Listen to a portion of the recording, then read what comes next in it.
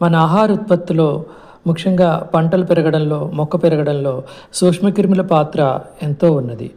అయితే ఈ సూక్ష్మక్రిములన్నీ మనం ఉపయోగించే రసాయనిక ఎరువుల వల్ల, రసాయనిక చీడపీడల పురుగుల మందుల వల్ల నాశనమవుతున్నాయి. షాద్‌నగర్‌లో ఉన్న రైతు ప్రయోగశాలలో బ్రహ్మయ్య గారు, వారి కొలీగ్ ప్రసూన, ఇతరులందరూ కలిసి రైతుకు ఉపయోగపడే సూక్ష్మక్రిములనన్నీ సేకరించి వారిని ఎంతో జాగ్రత్తగా ఉత్పత్తి చేసి డబ్బాల్లో పొందుపరిచి రైతుకి సలహా సూచనలు ఇచ్చి రైతుకి అందే విధంగా ఒక ఏర్పాటు చేస్తున్నారు.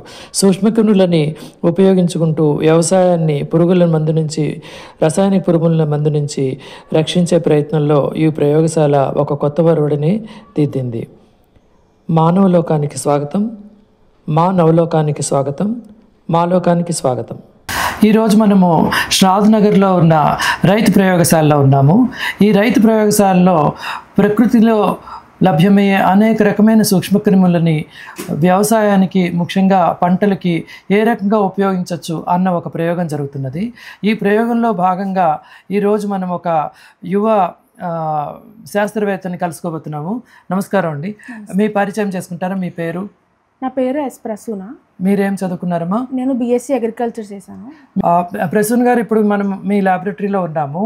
మన చుట్టూరా రకరకాల బాటిల్స్లో మీరు మదర్ కల్చర్ని మల్టిప్లై చేసి బాటిల్స్లో ఏర్పాటు చేసుకున్నారు. ఇది ఎందుకు చేస్తున్నారు? ఇది చేసే విధానం ఏంటో మాకు తెలియజేస్తారా? ఇది మెయిన్ ఎందుకు చేస్తున్నాము అంటే, ఇప్పుడు నార్మల్గా భూమిలో వచ్చే తెగుళ్ళకు కానీ, లేదంటే పంట మీద వచ్చే పురుగులకు కానీ, ఏదైనా సరే ప్రాబ్లమ్స్, భూమిలో వచ్చే ఏ ప్రాబ్లంకైనా సరే సొల్యూషన్ అనేది ఈ బాటిల్స్లో ఉన్నాయి. అంటే ఈ బాటిల్స్ అనేది మేము సొంతంగా మేము ప్రిపేర్ చేస్తున్నాము. మదర్ కల్చర్ అనేది మేము మల్టిప్లై చేస్తున్నాము.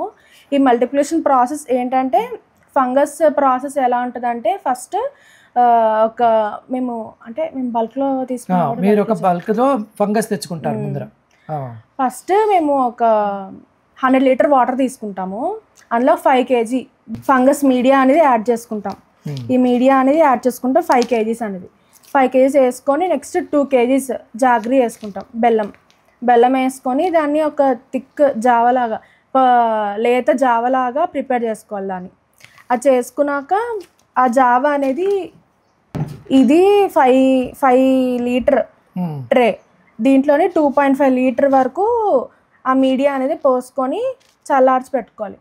చల్లారి పెట్టుకున్నాక ఈ 2.5 ఇంకొక ట్రే, 2 ట్రేస్ కలిపితే 5 లీటర్ అవుతుంది కదా.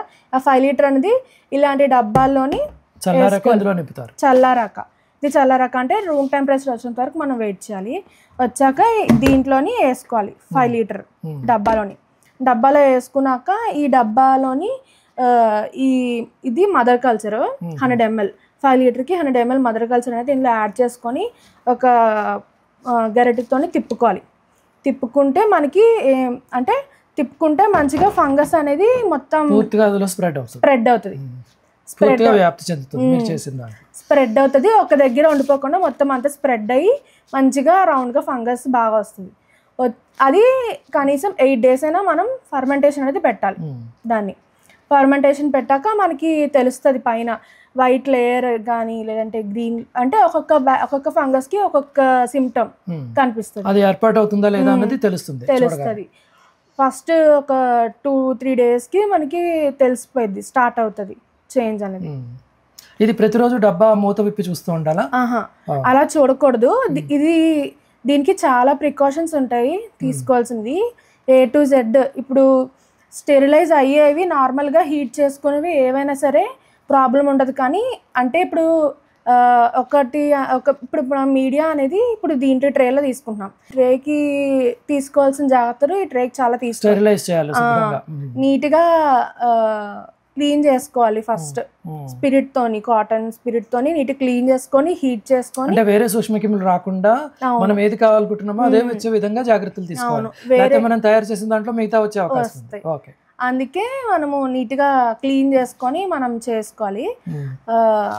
మీడియా అది నెక్స్ట్ రూమ్ ఫ్లోర్ క్లీనింగ్ కూడా మనము అదే విధంగా నీట్గా స్పిరిట్తోని నెక్స్ట్ హీట్ చేసుకొని వేరే బ్యాడ్ బ్యాక్టీరియా కానీ ఫంగస్ కానీ అటాక్ అవ్వకుండా మనం నీట్గా ఎప్పటికప్పుడు క్లీన్ చేసుకోవాలి ఓపిక్గా. లేదు అంటే వేరే ఫంగస్లు కానీ ఖచ్చితంగా అటాక్ అవుతాయి, పాడైపోతుంది, వేస్ట్ కూడా అవుతుంది మెటీరియల్. ఇది మీరు ఫెర్మెంట్ చేస్తామన్నారు కదా 8 రోజులు చేశాక, దాన్ని ఏం చేస్తారు? 8 రోజులు అయ్యాక ఇప్పుడు మనకి థిక్ ఫంగస్ అనేది ఒక లేయర్ వస్తుంది. ఆ లేయర్ని మనము మిక్స్ చేస్తాం ఈ మిక్సింగ్ మిషన్తోని నీట్గా మిక్స్ చేస్తాం. ఇది మిక్స్ చేయకుండా అలాగే వేసేస్తే ఇప్పుడు నార్మల్గా ఫార్మర్స్ పిచికారీకి వేసుకుంటారు, అప్పుడు చాలా ప్రాబ్లమ్స్ వస్తాయి. ఆ పిచికారీకి రావడం కానీ అలాగే అవుతుంది. అందుకే ఇది నీట్గా చేసుకుంటే మొత్తం కలిసిపోయింది. దాంట్లో కలిసిపోయాక ఇలాగ 1 లీటర్ బాటిల్స్లో 5 లీటర్ బాటిల్స్లో మేము స్టోర్ చేసుకుంటాం. అది ఆ బాటిల్లో ఆ వైరస్ వచ్చినట్టు ఇప్పుడు పూర్తిగా మదర్ కల్చర్ అవన్నీ అందులో కలిసి వృద్ధి చెందుతాయి.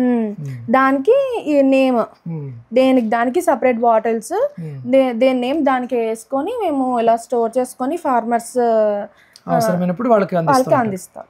ఇలా ఎన్ని రకాల వైరస్లు, అవి ఎన్ని రకాల? ఇప్పుడైతే ఇప్పుడు ఫంగస్ లో అయితే మొత్తం 25 వెరైటీస్ చేస్తున్నారు ఇవి. సో ఇప్పుడు మీ దగ్గర 25 రకాల ఫంగస్ మీరు ఒక స్థాయిలో చేయగలుగుతున్నారు. అంటే ప్రతి నెల ఎన్ని బాటిల్స్ ఇలా చేస్తారమ్మా? ఎన్ని లీటర్స్ చేస్తూ ఉండొచ్చు? డేకి 300 లీటర్ దగ్గర చేస్తారు. డేకి 300 అంటే 300 బాటిల్స్ తయారవుతాయి మీ దగ్గర.